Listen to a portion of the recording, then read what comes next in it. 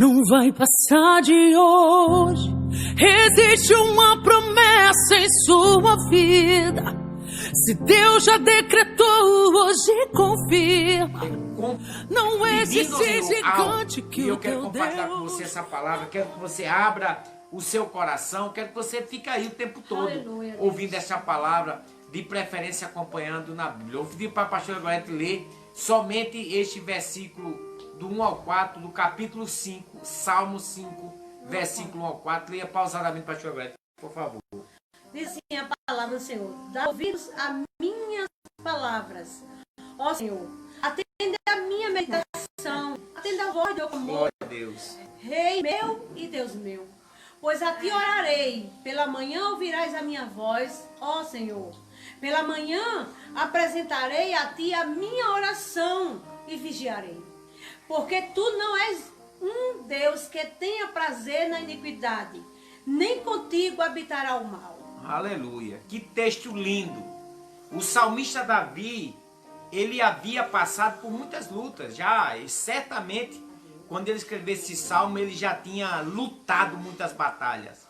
Momentos difíceis, momentos de guerras armadas, perseguições, muitos inimigos crescendo diante dele. E ele faz um pedido ao Senhor, a gente vê como ele faz. Na hora da angústia, eu e você temos que agir exatamente como agiu Davi. Às vezes a gente não sabe como orar, a gente fica pedindo coisas aleatórias a Deus, pedindo que ele faça coisas para nós, como se ele fosse o mágico da lâmpada. Não é isso. Você tem que aprender a orar, a clamar o nome de Jesus. E no momento que você se sente sozinho, você se sente perseguido, você às vezes está lutando contra a carne. Não adianta você lutar contra a carne, não adianta você lutar contra aquela pessoa que teoricamente o inimigo está utilizando. Você está perdendo seu tempo, você está se chateando, você está ficando triste, você está ficando com o coração cheio de rancor, cheio de raiva. Não faça isso, irmão. Se você está fazendo isso, você está completamente errado. E às vezes você diz, mas Deus me conhece. Não é assim que funciona, não. Eu quero que você aprenda com este Salmo 5, versículo 1 ao versículo 4, como você deve agir quando estiver se sentindo perseguido, em guerra, em batalha, sozinho. Parece que meu marido não se preocupa comigo, minha filha, meu filho não se preocupa comigo, meus irmãos não se preocupam comigo, eu estou sozinho nesse negócio. Não pense assim, não. Pelo menos o Pai, o Filho e o Espírito Santo estão sempre com você. Aleluia. E você tem que seguir o exemplo de Davi, não o exemplo de erros dele. Porque Davi cometeu muitos erros, mas o exemplo de alguém que adorava ao Senhor, em espírito e em verdade, e em verdade e sinceridade. Que era assim que Davi era encontrado, alguém que adorava ao Senhor. Um camarada fenomenal, um homem de Deus, um homem segundo o coração de Deus, que cometeu muitos erros, como você e eu cometemos erros. Mas ele soube se posicionar diante do Senhor e pedir perdão. Então a primeira coisa que Davi faz, Davi clama ao Senhor, que o Senhor ouça a sua voz. Presta atenção, o texto diz assim, dá ouvidos às minhas palavras ao Senhor. Ele já está preparando já o Senhor, dá ouvidos à minha palavra ao Senhor. Quando nós nos sentimos sozinhos, numa batalha, numa guerra grande, nós precisamos começar orando, Senhor, dá ouvidos à nossa palavra, dá ouvidos à nossa oração, Senhor. Não deixa eu ficar orando aqui à toa, não. Devemos pedir que Ele nos ouça. Claro que você vai dizer, mas sempre o Senhor nos ouve, é verdade. Jesus declarou isso quando estava na casa de Lázaro. Olha o que diz João 11:42. Eu sei que sempre me ouves. Olha, eu sei que sempre me ouves. Mas disse isso por causa da multidão que está ao meu redor. Para que creiam que tu me enviaste. Creiam que tu me enviaste. Então o Senhor, assim como o Senhor Jesus sabia que Deus sempre o ouvia, nós também sabemos que Deus sempre nos ouve. Quando nós colocamos o joelho no chão, algo fenomenal acontece entre o céu e a terra. Aleluia. Deus ouve sua voz, mas Davi também sabia disso. Mas ele dizia com ênfase, Senhor, ouve a minha voz, ouve o meu clamor.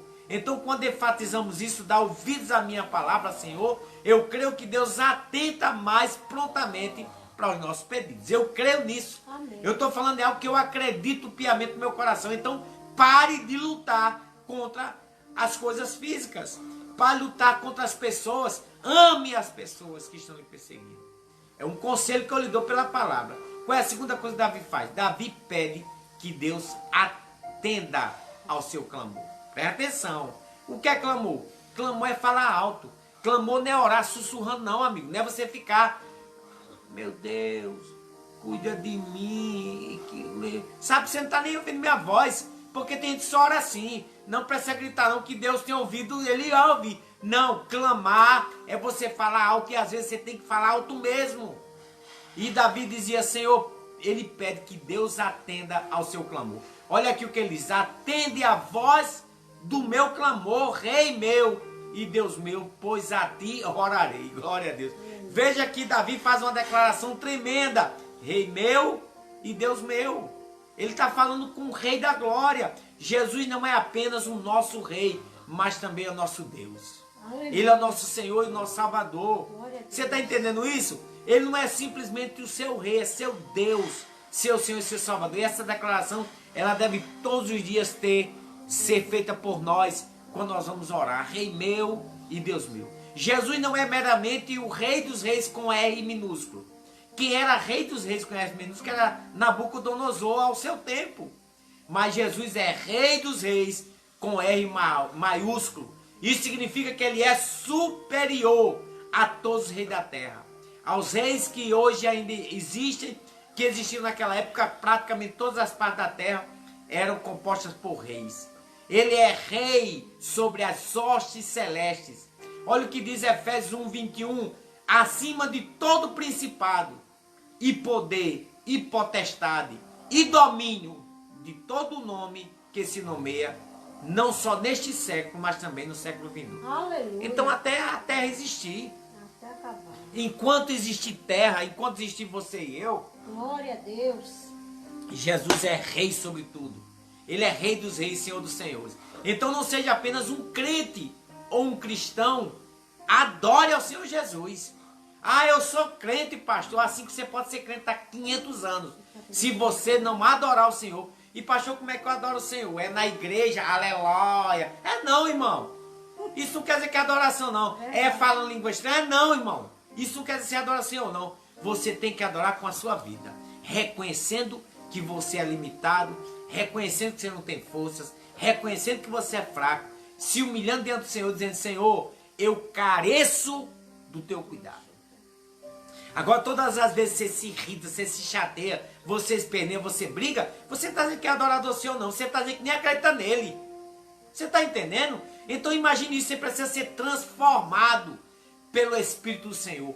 Crente que não tem transformação, ele não é adorador. Adorador não é aquele que canta, não. Ah, eu conheci um rapaz que algumas pessoas conheciam também, não vou dizer o nome, nem que você nos crucifique. Ah, pastor, eu sou adorador, cantava que era uma beleza. Mas o camarada todo errado, fazendo um bocado de besteira. Meu amigo, olha, eu tô fora desse tipo de adorador. Eu sei que você também não comunga com esse tipo de gente. Porque adorador, primeiro ele reconhece que não é nada, não é ninguém sem Jesus. Ele não é nada, ele precisa de Jesus. E Davi, apesar de ser rei, apesar de ser uma pessoa de uma classificação no estado social tremendo e grande, ele se humilhava diante do Senhor, e você também tem que se humilhar. Então, por inspiração de Deus, Davi sabia disso. E ele estava dizendo: Senhor, tu és o meu rei, Rei dos Reis, meu Deus. Entendeu, irmão? Então siga isso. Qual é a terceira coisa que Davi faz? Davi não só clama, ele ora. Veja só, ele pede que Deus ouça a voz dele, que Deus atente o clamor dele, que ele diz: eu orarei. Olha aí, versículo 2, parte B, diz: pois a ti orarei. Oh, glória! Você tem orado, irmão? Você tem se ajoelhado diante do Senhor? Ou talvez você não possa ajoelhar, você ora deitado, ora em pé. Você tem orado a Deus? Olha o que diz a palavra em João 14, 13, verso 14. João 14, verso 13 e 14. E tudo quanto pedides em meu nome, eu o farei. Isso que está dizendo é Jesus. Não é ninguém não, não é Paulo, não é Maria, não é João. É Jesus que está dizendo: e tudo quanto pedides em meu nome, eu farei, para que o Pai seja glorificado no Filho. Se pedires alguma coisa em meu nome, eu farei. Ele está falando com convicção, amigo. Quem está falando é Jesus. Aleluia. Você está entendendo? Você tem que pedir algo ao Senhor, crendo que Ele vai estabelecer, que Ele vai fazer. É isso que diz João 14, versículo 13, versículo 14. Olha o que é que diz Tiago 5,16. Portanto, confesse os seus pecados uns aos outros e orem um pelos outros. Olha aí, Francisco Baraúna. Ore uns pelos outros. Você gosta de dizer isso, está certo. Para serem curados. Curado de quê, pastor? Curado do coração? Curado da gripe? Curado da pandemia? Não. Curado da alma. O sentido que Jesus está falando é curar da alma. Tem muita gente com ferida na alma, querido. Gente que está curado, que não tem nada, está bom. Fisicamente está bom, mas a alma está doente. Você entende isso? Você precisa curar a sua alma, confessando seus pecados uns aos outros e orando uns pelos outros. A Bíblia diz que Deus mudou a sorte de Jó quando ele orava pelos seus amigos. Imagine se você orar pelos seus inimigos, o que vai acontecer? Deus vai colocar a brasa viva sobre a cabeça do seu inimigo. Então, abra seu coração, meu amigo, mude. Se esforce. Você não tem se esforçado, não. Ah, pastor, o senhor me conhece, o senhor sabe que eu sou um coitado. Você pode ser o que for, rapaz. Jesus não vai olhar para você, não. Ele quer transformar o seu coração. Ele quer que você diga, eu sou um homem de Deus, uma mulher de Deus, que ora ao Senhor. O Senhor está transformando meu coração nessa batalha, nessa luta, nessa dificuldade, nessa perseguição terrível que eu estou vivendo. Eu vi um pregador dizer uma vez que aquela mulher que perseguia, e agora esqueci, aleluia, Ana, que perseguia Ana, Penina, aquela mulher que perseguia Ana, foi uma bênção de Deus na vida de Ana. Talvez ela não estivesse sendo relatada na Bíblia, talvez ela não estivesse sendo relatada na Bíblia como alguém que teve um filho se ela tivesse brigado com Penina. Ela não, ela ficou lá. Aleluia, Deus. Ouve o clamor, Senhor. Eu estou sendo perseguida, Senhor. Ou seja, você tem que pedir para Deus lutar por você. Você não tem força. Você nunca vai ter força. E Davi sabia também que apesar de ser rei, ele não tinha força contra o inimigo. Ele não tinha força nas batalhas. Ele precisava se humilhar na presença do Senhor. E quando ele se humilhou, Deus chegou na vida dele. Você entende isso, irmãos? Um crente não é aquele que se posiciona como um todo-poderoso, não é aquele que se humilha. Se humilhar, eu já falei para você 1000 vezes, escute isso. É você ser reduzido a cocô. Eu não importa se chateou, estou dizendo a verdade. Humilhação vem de humus, esterco de animal, cocô. E você acha que é alguma coisa. Você sobe no tijolo e já quer fazer uma pregação. Já sobe no tijolo e quer fazer um discurso. Você não é nada, nem eu não sou nada, não. Jesus é tudo em nós e por meio de nós. Você está entendendo? E se você fizer o que Davi fez, certamente você vai ter a vitória. Qual é a quarta coisa que Davi fez? Davi não só clamou, não só orou, ele vigiou. É aí que está o problema, amigo. É aí que está o problema. Você clama, você pede a Deus, você ora, só que você não vigia. Vigiar significa o quê? Significa observar, prestar atenção. Então você tem que estar atento. Você já sabe que aquela pessoa, aquela multidão, aquele inimigo vai agir. Precisamos conhecer a arte da guerra. Você está entendendo? E você já percebe. Um sinal disso é sinais prodrômicos. O que é sinal prodrômico? O médico sabe quando a pessoa está com a doença por alguns sinais. Por exemplo, gripe. O cara começa a espirrar. E esse camarada está gripado. Isso é um sinal prodrômico. É isso que a ciência diz. Então você já sabe os sinais. O que você tem que fazer? Vai se ajoelhar, corra para o quarto, vai orar. Não vai discutir com ninguém, brigar com ninguém. Você sempre vai ser um derrotado quando você usar a sua força. Eu digo isso há 20 anos. Quando eu uso a minha força, Deus se cala. Quando eu me calo, Deus usa a força dele. Aí, meu filho, o inimigo está derrotado, porque é Deus que está agindo, não é você. Você está entendendo? Quando ele coloca a mão dele, algo vai acontecer extraordinário. Você tem que entender isso, meu irmão. Saia da estase, saia do problema. Mas nós vivemos um tempo difícil, onde os crentes e os cristãos fazem tudo de forma descuidada. Ele não se preocupa com nada. Aí parece que não há risco nem perigo espiritual. Mas assim como a pandemia oferece isso para nós, a vida espiritual oferece muito risco. O inimigo está todo espreitando você, olhando você, perseguindo você, querendo ver o seu fim. Sabe por quê? Porque você é especial para Deus. Eu estava estudando hoje um pouco de Apocalipse e vendo como Deus teve o cuidado de falar muito antes de acontecer o que ia acontecer, já para dar consolo àqueles que iam ser perseguidos, que iam ser mortos. Meu irmão, você não está com a faca no peito, nem uma arma na cabeça, você está apenas sendo chamado a atenção por alguém, gritado por alguém, você já está sendo o máximo. E aquele povo que tinha uma faca, um leão comendo ele, e ele não negava Jesus. Você entende isso? Parece que não há risco nem perigo, mas há. Olha o que diz a palavra de Deus em Mateus 26:41. Vigiai e orai.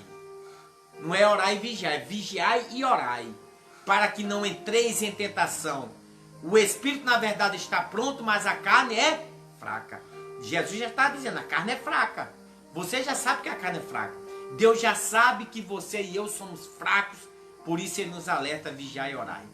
Mas algumas pessoas dizem assim, escute isso você. Se você diz, e saia dessa. Ah, pastor, Deus me conhece. Ah, pastor, Deus sabe que eu não aguento viver sem isso. É verdade. Você nem aguenta viver sem isso e vai morrer com isso. Isso vai lhe matar. Isso vai acabar com sua vida. Isso vai destruir você por dentro. Vai fazer você adoecer, meu amigo. Você entende? Isso vai fazer você adoecer. Isso não vai tirar você do pecado. O pecado, a Bíblia diz que o salário do pecado é a morte, mas o dom gratuito de Deus é a vida eterna em Cristo Jesus. Tem gente deixando Jesus por tudo. Deixando Jesus por causa de dinheiro. Deixando Jesus por causa de posição. Deixando Jesus por causa de homem, por causa de mulher. Deixando Jesus por causa de filho. Deixando Jesus por causa de tudo. É uma esculhambação, meu irmão. Nós vivemos tempos difíceis. Mas você tem que permanecer firme na presença do Senhor. Orando a Ele. Pedindo que Ele ouça a sua oração. Pedindo que Ele ouça o seu clamor. Você orando e vigiando. Deus sabia e Deus sabe do seu pecado. Ele já está ali alertando.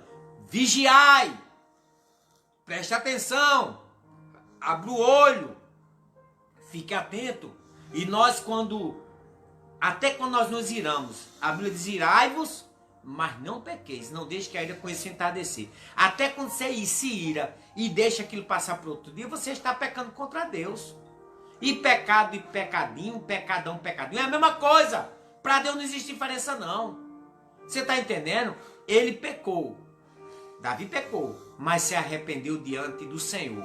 Mas as consequências dos seus pecados perseguiram ele a vida toda.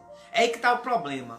Porque você tem que se ligar. Porque o seu pecado vai gerar uma consequência. Quer seja com a sua... Não vai passar de hoje. Existe uma promessa em sua vida. Se Deus já decretou, hoje confia.